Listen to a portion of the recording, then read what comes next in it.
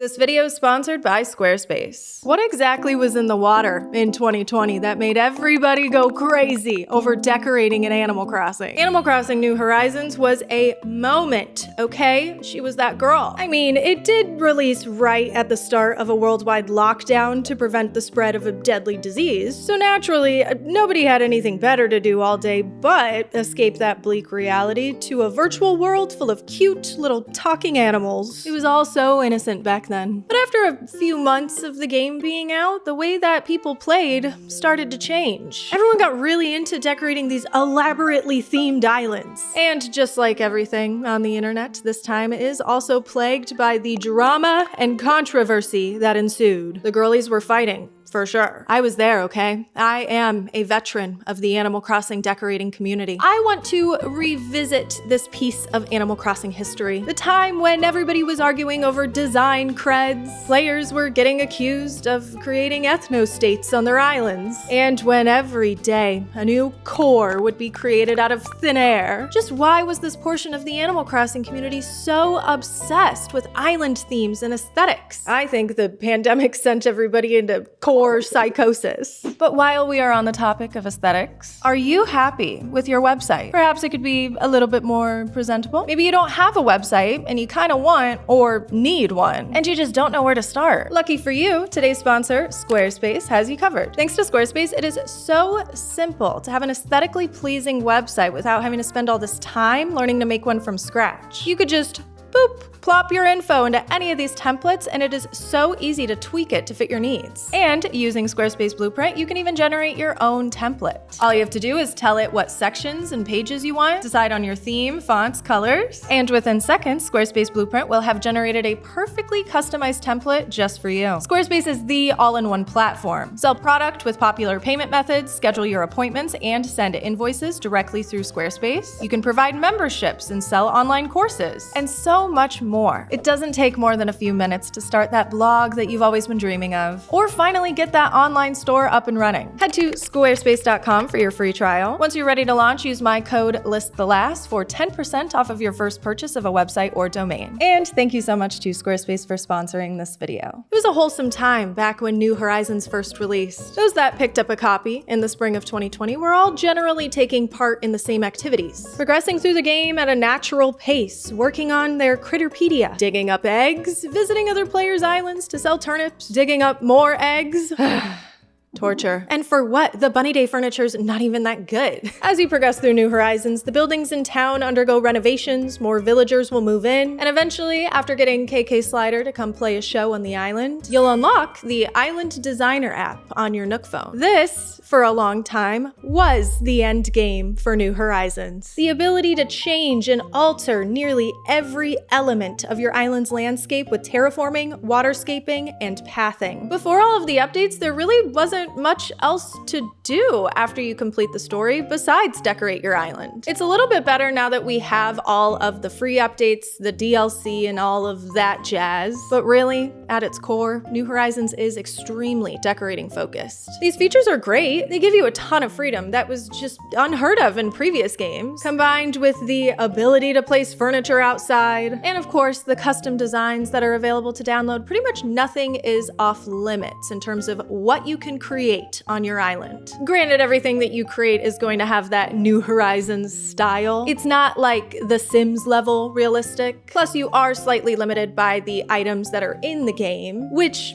at the time of release was a lot less than what we have now. But even in the beginning, when island designs were pretty vanilla, we were seeing players get really creative. When the game first came out, I feel like a lot of the custom codes that were popping off were a lot of clothing and silly little fun designs. As time went on, the artist types were getting a lot more comfortable with the custom design app's functionality and beginning to put out more and more complex custom designs that really elevated the look of your island. Things like aesthetic little signs, supplemental path codes for existing pathing options in the game, cutie little stepping stones, roads, decks. Lots of decks. I even tried my hand at creating some custom codes myself. This was a Liss the Lass original. I am so thankful for all of the genuinely talented artists that play this game and make good custom designs Holy shit. And as time went on, people were discovering more ways to customize furniture in New Horizons. Things like placing custom designs on simple panels to make it look like a wall. Cushions could transform into a bag of whatever the hell you wanted. Hat mannequins could become things like food for food stalls. Each week, it felt like a new banger design code would drop, or a new build idea would blow up and people would rush to imitate it on their islands. But nobody was ready for the impact that one single design would have on this game. The custom design that would change the course of Animal Crossing history forever. Does this feel really dramatic? Because it was really dramatic at the time. The Path. Originally created by Denim2_Mori, the Path officially dropped on June 10th, 2020. This hit the Animal Crossing community like a fucking semi-truck freight train, girl. This gorgeous set of custom codes meant to be laid on the ground was made to mimic the grass deterioration from Animal Crossings of old. New Horizons didn't have grass deterioration. Can I just say, thank God? That was annoying, actually. Glad we didn't get it in this one. Instead, New Horizons had this very straight pathing in the Island Designer app. So the Path, trademark, paved the way for more natural-looking island designs. While the Path was indeed going nuclear and hordes of players were rushing to add it to their game, there was, of course, some moans and groans that could be heard in the community, mainly Twitter. Can't have shit on there. The Path took up a minimum of 9 custom design slots, which was kind of a big ask. Before all of the updates, we didn't really have that many slots to work with. You could only have so many custom codes downloaded at a time, and replacing a custom slot meant that the custom code itself would be replaced anywhere you had it on your island. So people were a little annoyed at that, and then some players just didn't like that this was the custom path that blew up. I guess that there was just a couple of other similar natural winding looking paths at the time. Some people were just bitter about that, and then it started popping up on everybody's islands. And apparently because it was just so popular, it was like cringe to have the path on your island. I would say go outside, but during the pandemic, that was actually pretty hard to do. Nevertheless, the path persisted. Variations of all types were popping up left and right. Players were using it as a template and changing up the color palette. Some were inspired to make versions in totally different patterns and aesthetics. The design quickly took on a life of its own. Even if a natural, windy little dirt path isn't a new concept, the path trademark blazed the trails, but she pioneered. This design ushered in a new era of the game. The path's versatility, as well as its many iterations, elevated the budding aesthetics that were popping up at the time. The first major one being, let's talk about it, cottagecore. Cottagecore was already having its moment in real life and in New Horizons before the path. Remember sourdough, a strawberry dress, mushroom, everything, that kind of stuff. The path really just took that theme and aesthetic to the next level for people who are already decorating cottagecore. Cottagecore being the first major aesthetic to be popular fit really well with the camping, deserted islandy vibes of the early game. So it was pretty easy to hop onto the trend. Log.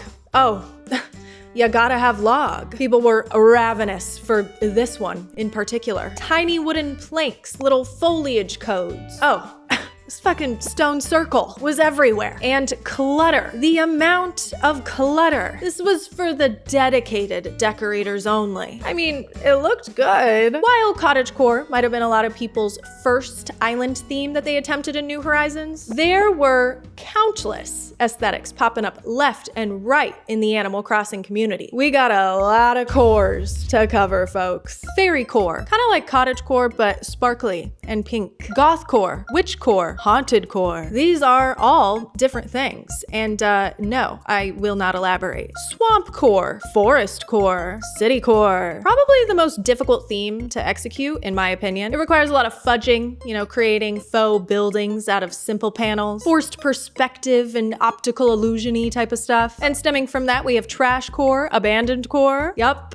that was a thing. Honestly, I think it kind of eats. Tropicore, Dinocore, which was Tropicore, but with dinosaur fossils. Junglecore, too, went well with Dinocore. Kidcore, either vibrant or pastelly. Crystal cat codes not required, but extremely necessary. Cutecore, I think this was also just pink. Destination and regional islands. Japanese being the most popular, of course, because this game was made in Japan. There's a lot of Japanese items in this game, so that's just gonna come naturally. But also like Mykonos, Santorini, Greece themes. Back with me to go to Greece. European, Pacific Northwest, Spring Core, Fall Core. You know, I never heard Summer Core or Winter Core really come up. What's up with that? Holiday. Just about every holiday that you can think of had entire islands dedicated to it. Reference Core. I kind of just made this one up. I just kind of thought that we needed a category for the video game, book, movie themed islands. Farm Core, not to be confused with Garden Core. Totally separate. Castle Core and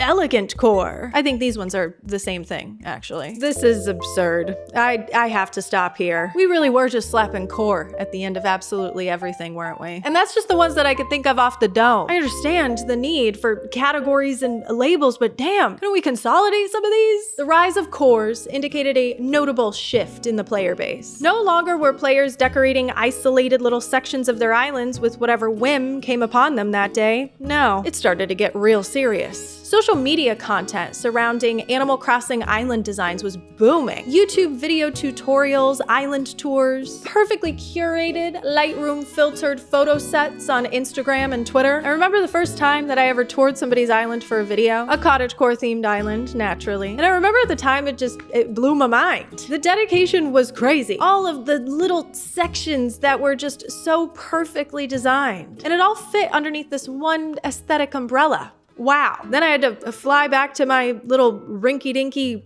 poopy buttsville of an island. This sparked something within me though, and I think many others, to participate in this island decorating battle royale. Decorating our Animal Crossing islands was an outlet for a lot of us, especially in 2020 and 2021. There wasn't shit else to do. It was just a fun way to creatively express ourselves and meet other people online. I still have friends to this day that I met through Animal Crossing decorating Discord communities where we would trade items and villagers, share design codes. It was fun. During this time is when we also saw the casual player fall off. Those that weren't all that into decorating started to lose interest in the game. It's not necessarily their fault. This game is super customization focused compared to the previous titles. So at this point, a large amount of the community presence online was the decorators. And the more casual players were starting to get a little turned off by the intense behavior of this portion of the community. This is where the memes of Animal Crossing players doing housing discrimination and eugenics originated. To a lot of the decorator types, you know, if a villager didn't fit a certain aesthetic,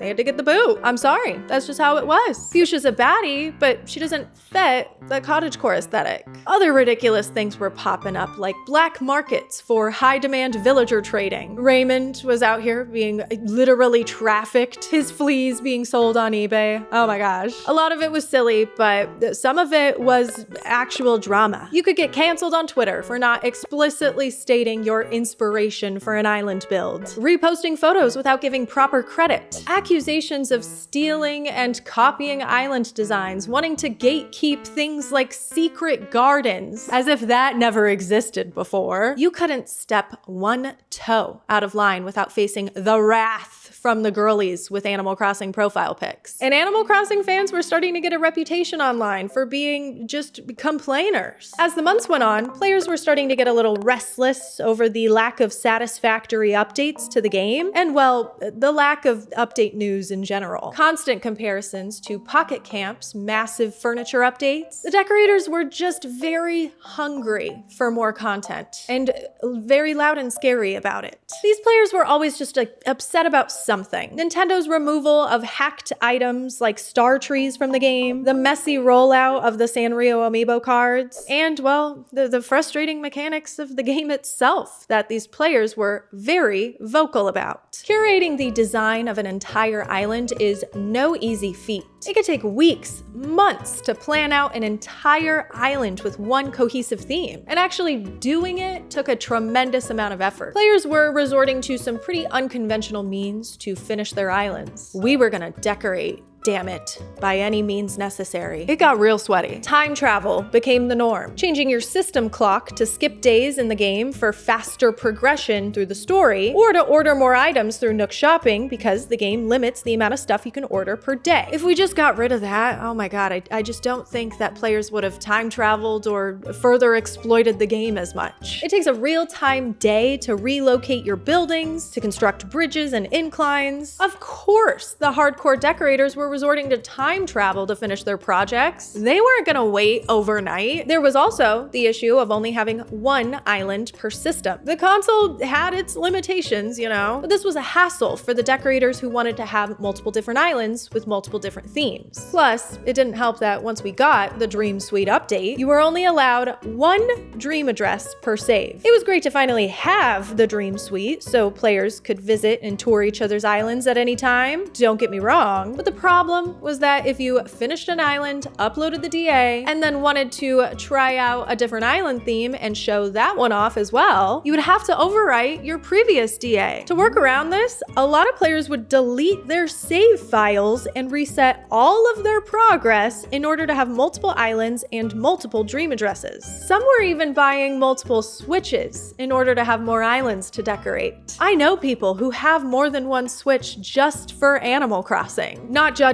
I won't tell people how to spend their money. It's just wild that this was happening. You didn't have to do all that. You could just finish an island theme and then maybe flatten your island or go ahead and just start working on the next one, but you would have to sacrifice your previous dream address if you wanted to upload another one. I think these are all just frustrations that could have been avoided entirely if we were allowed to have multiple dream addresses. The 3.0 update introduced Slumber Islands, which allows you to have these little cloud instances of islands that you can freely decorate, but we didn't get that until January 2026. So at the time, a lot of the community that was treating Animal Crossing like a decorating sim were just irritated, but still they were holding on. They were going to decorate island after island, commit to aesthetic after aesthetic, no matter what. So naturally, services started to pop up to further aid players in this goal. Nookazon was a popular online trading marketplace at the time, and that was a legit one, okay? You could only trade with in-game currency and items. Players would also host catalog islands that you could fly into, which are just islands where you would pick up items and then drop them back down so that you would have them in your own Nook Shopping catalog. You couldn't actually keep the items yourself, you would have to go home and order them, but it was a great way to get access to items quicker than the game's progression would allow. But more sinister online black markets started to become more and more utilized, ones that involved real money. You could buy villagers and items on sites like eBay and Etsy, pay for access to treasure islands hosted on hacked Switches that you could visit and get items, bells, anything you wanted. At this point, the decorators couldn't have been more disconnected from the game itself. And I remember a few players in the community at the time were expressing this exact sentiment. People would be speaking up and being like, hey guys, I think it's getting a little intense here, isn't it? Like really, paying money for items to decorate your Animal Crossing island with? Oh, but just wait, it gets worse. Picture this. It's 2020. You're scrolling Animal Crossing inspo pics on Pinterest and you're just like, wow, these island designs that people are creating are amazing, but I don't know how to do all of that. I don't want to spend a bunch of time and effort and creative juices to make my island look pretty like that. I'm lazy. Well, lucky for you, you could just pay someone to design your island for you. Yes, this was real. Island designing services in exchange for real money. There were varying degrees of this, ranging from pretty inoffensive to just like, what the fuck are we doing? Unfortunately, the game doesn't allow for other players to come and terraform your island. They cannot place items on your island. So if you wanted a little bit of extra help with your island design, you could go on sites like Fiverr or Etsy and pay someone to make a map layout for you. It's just a blueprint for you to go off of, so you just don't have to come up with all of the design ideas on your own. This kind of stuff has been around since the New Leaf days, believe it or not. You could always just do this yourself for free free, by the way. There are island planning tools on the World Wide Web. You don't have to spend real money on something like that. You can go on Nookazon and have somebody do it for you in exchange for in-game currency. I'm not sure that we need to be spending $50. Like, girl, I'm bored. Let's use the right side of our brain. $77 to plan my Animal Crossing island? That's more than the damn game costs. This one's crazy. $228? Oh, you get a 3D render. That's why. Goddamn, maybe I should have hopped on this, made a little bit of cheddar. I was doing this all for free for my damn self. Well, there was one Animal Crossing YouTuber who fully took advantage of her audience and charged real money for design services. The infamous Brycelyn Forrest. Brycelyn, who cares? She was out here scamming and scheming, man. This girl got giga canceled on Twitter in the early days of New Horizons. Not even just for charging for design services. No, she was being insane on the internet in general. Her offenses: homophobic, religious fanatic, bigot, confessed to animal abuse in an ASMR video, and bad at decorating in Animal Crossing. There actually was so much more. I can't with her, she crazy. She was charging $8 to catalog 20 items, $200 for her landscaping services for just one area of your island, and $280 if you wanted her to plan your entire island. Minimum. Because say you were just so lazy. You didn't want to do any work to decorate an Animal Crossing island, but you desperately wanted to have one. Having Brycelyn Forrest come and tell you where to plant your flowers isn't enough. Well, at one point, you could have just sent your Switch to Brycelyn Forrest in the mail, and she would do it all for you. I don't know exactly how much people were being charged for this luxury service. Between, I think, $200 and $400. It's still up in her store, by the way. This whole concept is just crazy. I don't know how many people did this. She got kind of nuked off the internet, so it is a little bit hard to find the exact info. And I've heard whispers of other mail-in Switch services just like that. The whole culture of the Animal Crossing decorating black market, all of these paid services, it got so out of control. I can admit I have used Treasure Islands before. I've never paid myself. I had a guy. The service itself is very helpful if you're just trying to use this game as a decorating sim. And I don't have a problem with using island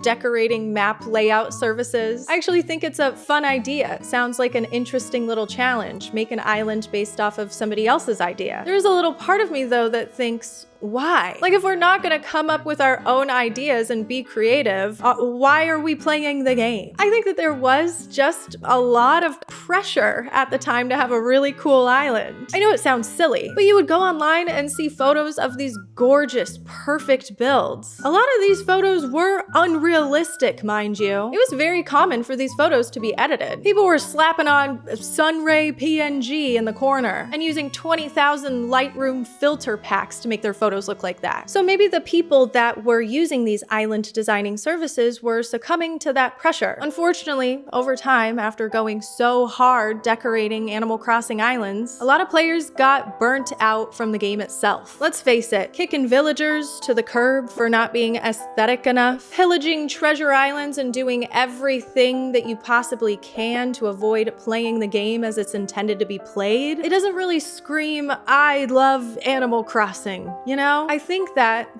burnout caused a lot of players to just feel very disconnected from the whole game. The constant cycle of building up islands, flattening, resetting save files, doing more islands, it's just exhausting. It's hard to keep up with, and it's not the point. After a while of participating in the Animal Crossing decorating rat race, I decided to reset my save file and make my new island theme Normcore. I felt like I was poking a little fun at the whole core obsession. The term normcore had already existed before, and I'm not even sure if I was the first person to do a normcore island. But my goal with creating an island like this was to just sort of chill, to regress the whole decorating meta a bit for myself and just create something simple, something that made me nostalgic for the old days in Animal Crossing before all of this decorating madness. Anytime that I pick up Animal Crossing again, or if I decide I want to make a whole brand new island, I find myself doing these challenges challenges where I don't time travel, I don't trade for a while, I just, play the game slowly. I'm still very much obsessed with aesthetics, and I love to make a cute island, but I also try to engage with the game itself, and I try not to burn myself out. I'm not saying that there is a right or wrong way to play Animal Crossing. I just think that sometimes the decorating portion of the community was a little bit much. That toxic obsession with having the most perfectly curated aesthetic island. All the drama that started because of it just was so unnecessary. But honestly, I kind of miss it. Take me back to when the only thing that I had to worry about was choosing an aesthetic for my Animal Crossing island. Can we all just agree that we're not gonna behave like this in the next game? Like, can we cool it? And also, promise me that you will not send your Switch to Bryceland Forest. Guys, promise!